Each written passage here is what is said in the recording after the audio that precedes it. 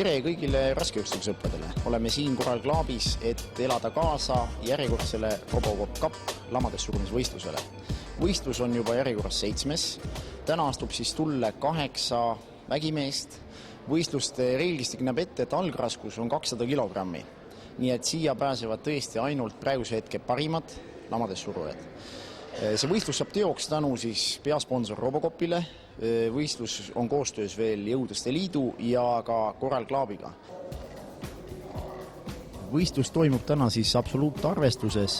See tähendab seda, et kaalukategooriaid meil ei ole, aga paremusjärjestus seatakse Vilksi punktide alusel. Kui televaataja nüüd ei tea, mis need Vilksi punktid on, siis lihtsamalt lahti seletatuna arvestatakse inimese kehakaalu. Tänane kõige kergem mees, kes võistlustulle läheb, on Janno Jürgenson. Tema kehakaal 82,4 kilogrammi ja raskem mees Janar Kummits kehakaaluga 130,2 kilogrammi. Ja võistlejate tulemus korrutatakse siis läbi koefitsiendiga. Näiteks Jürgensoni puhul on see täna 0,67 ja Kummitsa puhul on see 0,56 ehk seega täiesti reaalne šants on ka võita väiksemal mehel. Mis siis praegu toimub? 150 on kangi peal, seda nii palju ma kokku loen. Räägi, mille järgi need soojenduskatsed valitakse või kui palju sooja tehakse ennem, kui minnakse sinna suurte raskuste kallale? No reeglina on, ütleme, sportlane teeb sooja nii 5-6 seeriat. Ja valitakse selle järgi, mille järgi sa paned oma algraskuse. No ütleme, sina panid palju sa algus? Ma panin 235 algraskuseks. Ilma särgita ma teen viimase seeria 80-ga. 180-ga, jah. Jah, täpsustame. Jah. Ja vastavalt siis oma võimetele igaüks siis, kellel on väiksem, tema lihtsalt teeb kergemat. Näiteks 200, mees, kes alustab 200 kilost, tema teeb 170-ga, võib-olla 160-ga. Kuidas nagu mees tunneb? Soojenduse eesmärk võiks ole, ei ole ennast ära väsitada. Ma vaatasin, sa surusid siin 5 korda 150-ga, et seda sa tunned, et see sulle palju nagu ei ole? Või? Ei, see ei ole palju, see on vaja just, et mul on vaja nagu endale niisugust tunnet, et ma olen nagu soe ja ma ei karda raskust. Aga üht ma sulle ütlen, üht ära karda, tööd ära karda. Aitäh, poiss! No siin hakatakse praegu selga panema siis spetsiaalsurumissärki. Paistab, et nüüd on ära tõmmatud käised vist ülikonnalt, mul on selline tunne.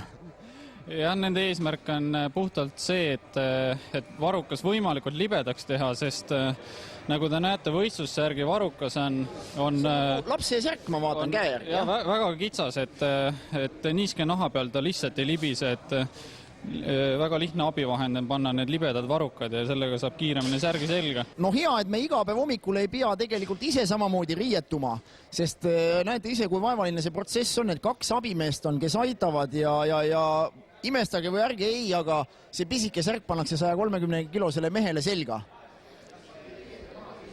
Ja ei läinud pool päevagi, kui tulemus on juba igal juhul täiesti okei.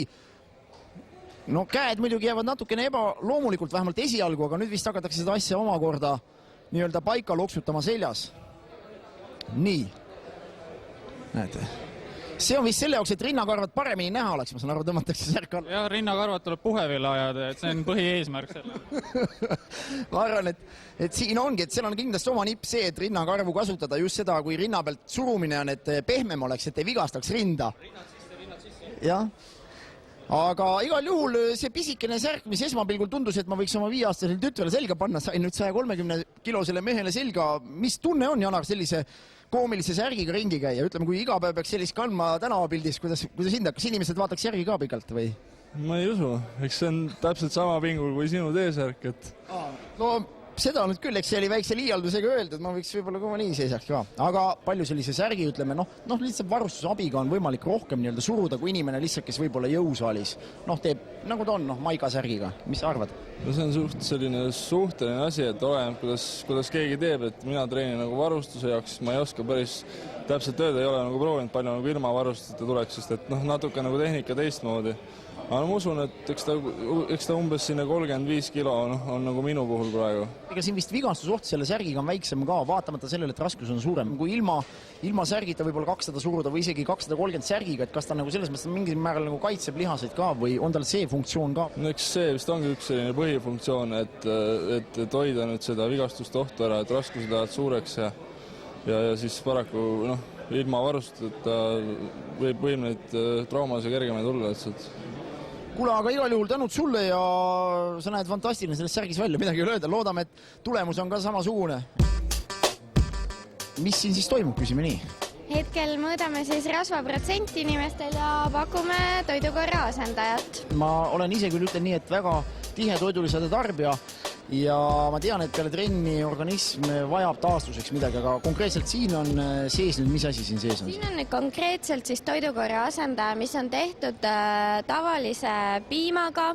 No Tore Nets oli siis see mees, kes tuli 6 korda Mr. Olümpiaks. No mina ise kulturistina nii-öelda ajaluguga kulturismist tean, et tegemist on ühe läbi aegade parima kulturistiga.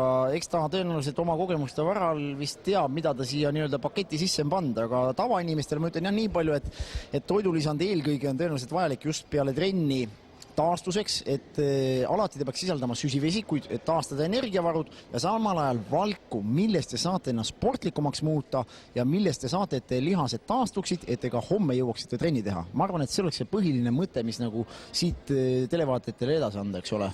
Nii et igal juhul alati peale trenni või kui ei ole aega süüa, ärge olge söömata või minge sööge rämpstoitu, sööge mingit toidulisa asendajat, see on igal juhul kasulikum, sest ta sisaldab nii vitamine, mineraalaineid, valke kui süsivesikuid, eks ole? Ja siin ka kiudained. Ja kiudained isegi, no võt, seda parem. Oma esimesele katsele tuleb siis Margo Lepik, kes esindab SK Arena Tartu spordiklubi. Seni parimad saavutused on mitmekordne Eesti meistrivõistluste medalivõitja jõutõstmises ja vaatame, kuidas esimene katse õnnestub. Trennirekord on nii palju kui 210 ja algraskus 200 esimesel katsel ilusti õnnestunud.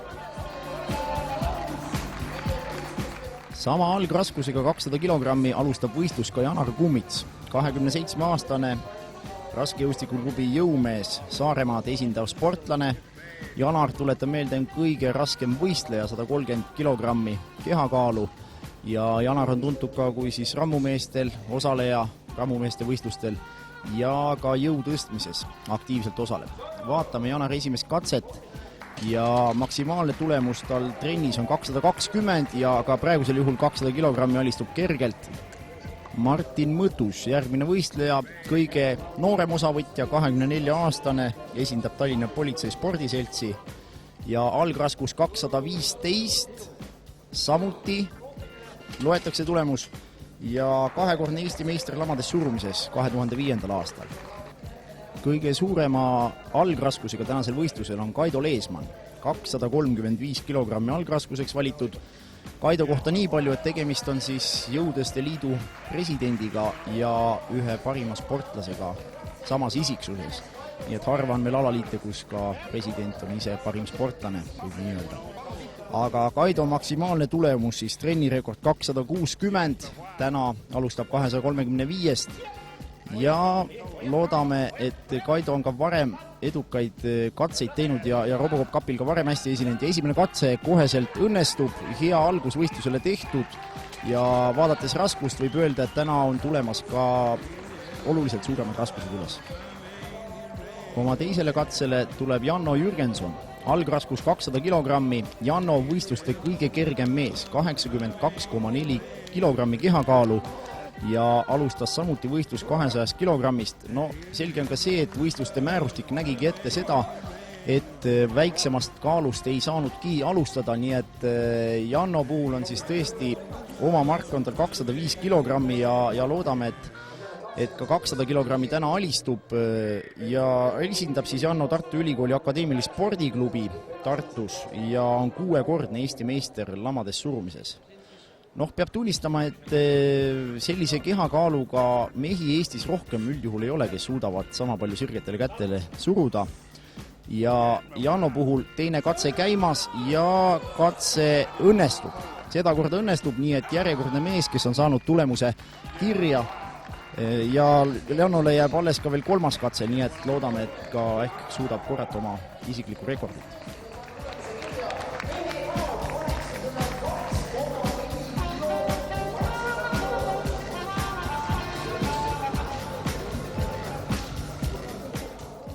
Nii, ja Margo Lepik läheb oma teisele katsele. Esimene katse 200 kilogrammi õnnestus esimesel katsel. Margo rekord ka on 210 trennis, nii et praegusel juhul on tegemist selgelt rekordi kordamisega, kui see peaks õnnestuma. ja tegelikkuses harva ongi need juhud, kui mehed suudavad samad tulemused teha, mis nad treeningus teevad. Aga praegusel juhul katse õnnestub ja korratakse rekordid, nii-öelda Margo kordab oma treeningrekordid, vaatamata sellele, et Kang küll riivas nüüd poste, aga määruste päraselt. Sama raskus 210 kilogrammi Kangi peal ja Janar Kummits oma teisel katsel. No Kummitsa esimene katse 200 kilogrammi õnnestus samuti väga kergelt, nii et lootust annab ka see, et teine katse samamoodi sirgetele kätele läheb. Ja katse loeb 210 õnnestunud ja paistab, et siingi on veel varu sees, nii et tõenäoliselt Janar suudab täna teha ka korrata vähemalt ehk oma trennirekordit, mis on 220 kilogrammi. Oma teisele katsele 220 kilogrammil tuleb siis Margus Silbaum, vanus 29, esindab Tallinna Politsei spordiseltsi. No Silbaum on tegelikkuses kõige nimekam Eesti jõutõstja üldse, võib öelda. Uuendanud Eesti rekordeid 169 korral. Ja praegusel juhul teine katse ja Silbaum saab tulemuse kirja 220 kilogrammi ja asub sellega ka automaatselt liidrite hulka. Nii, oma teisele katsele 245 kilogrammi tuleb Kaido Leesmann. No Leesmanni kohta võib veel lisada seda, et mees on tulnud ka Abe olümpial 6. kohale ja samal ajal lamades surumise MM-il 7. olnud. No tõenäoliselt on tegemist maailma kõige tugevama tegevkabetajaga ka. Et sellist kooslust kohtab harva. Ja 245 kilogrammi Kangil oma teine katse ja jällegi õnnestumine. Leesmann on sellega ka võistluste liider ja järgi jääb veel 3. katse.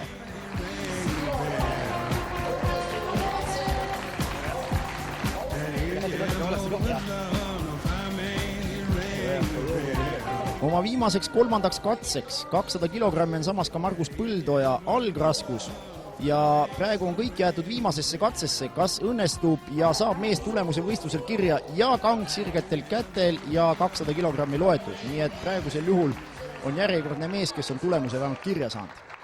Aivo Nurmine, 42-aastane Tartu Ülikooli akadeemilise spordiklubi esindaja, esimese 2 katset 200 kilogrammil ebaõnnestusid. Mees tegi sellise tembu, et lisas viimaseks katseks veel 5 kilo juurde ja kõik on pandud nüüd ühele kaardile. Kas nüüd kõik või mitte midagi? Kang sirgetel kätel ja 205 on kirjas. Mees näitas seda, et kogemusi tal on ja suudab viimaseks katseks ennast ilusti kokku võtta, nii et sellega tõusis Nurmine ka automaatselt esikolmikusse. Oma 3. katseks 205 kilogrammi Janno Jürgenson ja nüüd on otsustav moment selle jaoks, kui Jürgenson selle raskuse sirgetele kätele saab, automaatselt suudab ta tõusta teisele kohale, nihutades 3. Margus Silbaumi. Jürgenson oli siis kõige kergem mees sellel võistlustel, 82 kilogrammi kehakaal ja 205 kilogrammi ei õnnestus sellel korral, võib öelda, ja tulemuseks jääb 200 kilogrammi, millega praegusel juhul hoiab 3. kohta. Tänapäeval tõesti ei pea olema 130 kilone mees, et 200 kilo suruda, et kus see jõud pärib? On see geenidest või on see treeningu tulemus või kus see pärit on? Noh, nii kui me naljatades omavahel ütleme, et tahtejõud peab olema.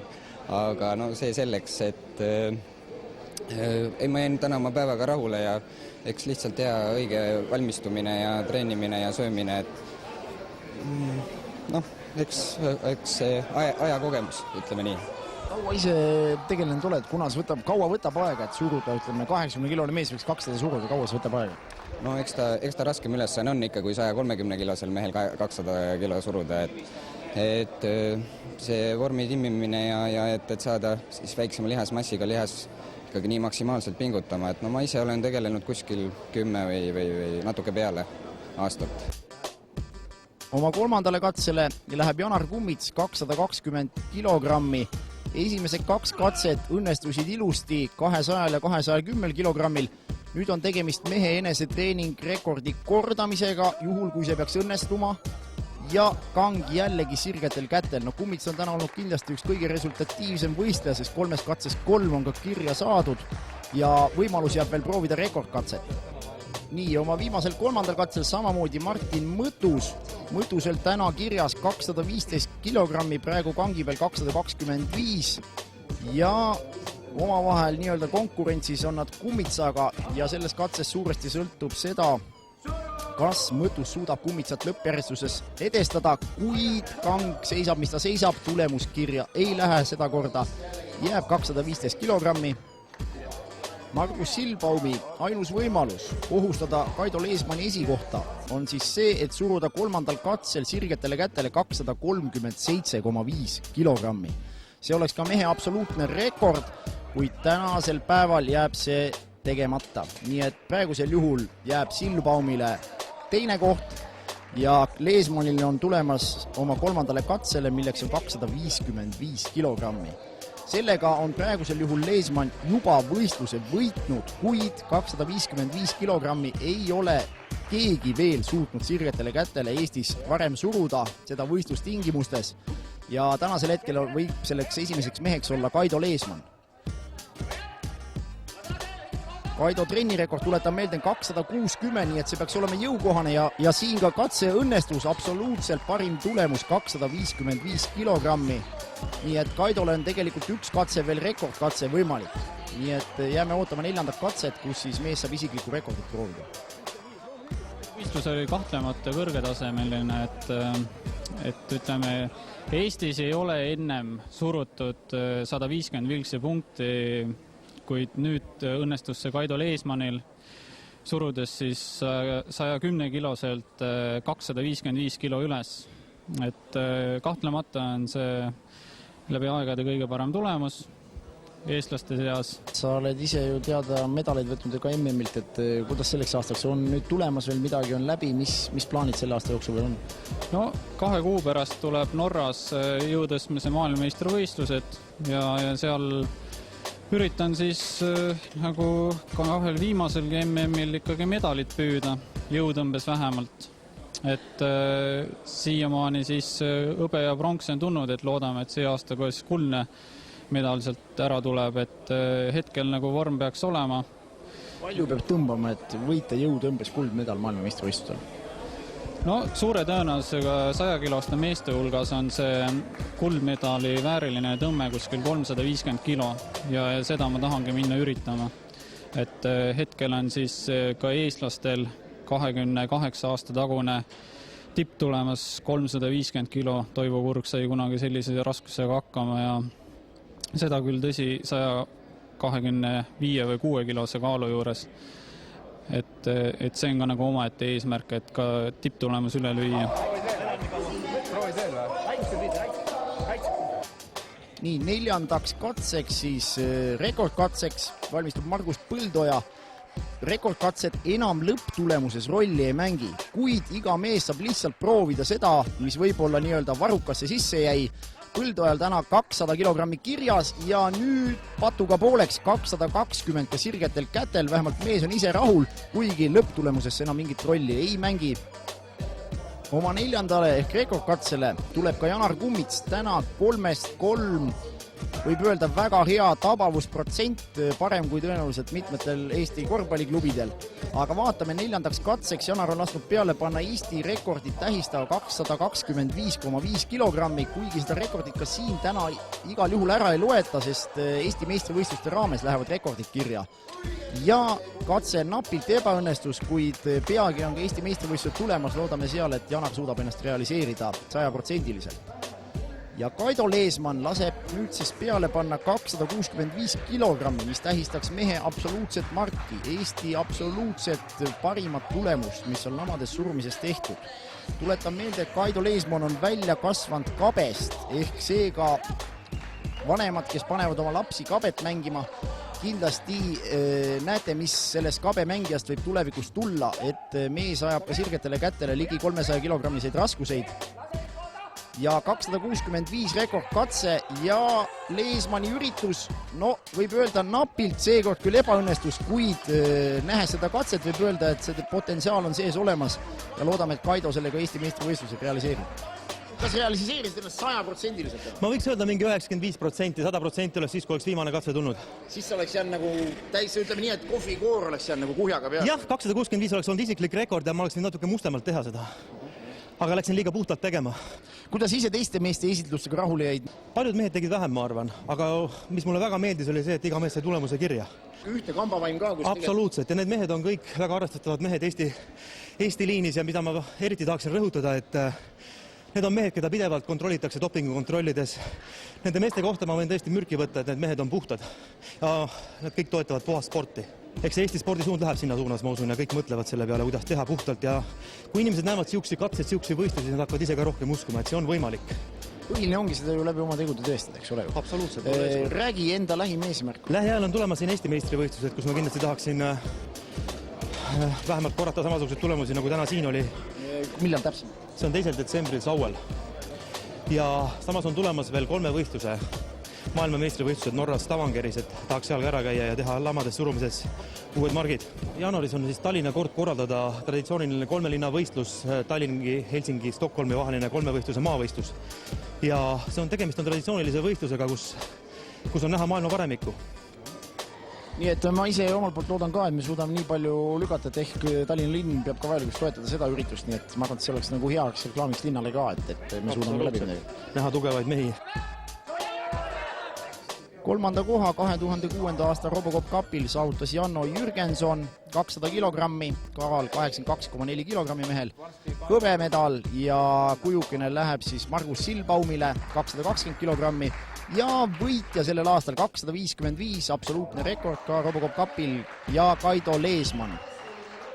Autasustas Arnold Toko, Eesti Kulturismiliidu president ja võitis Jõudeste liidu president, nii et ja mis muud jääb öelda, kui kohtume järgmise aasta Robocop Cupil 2007.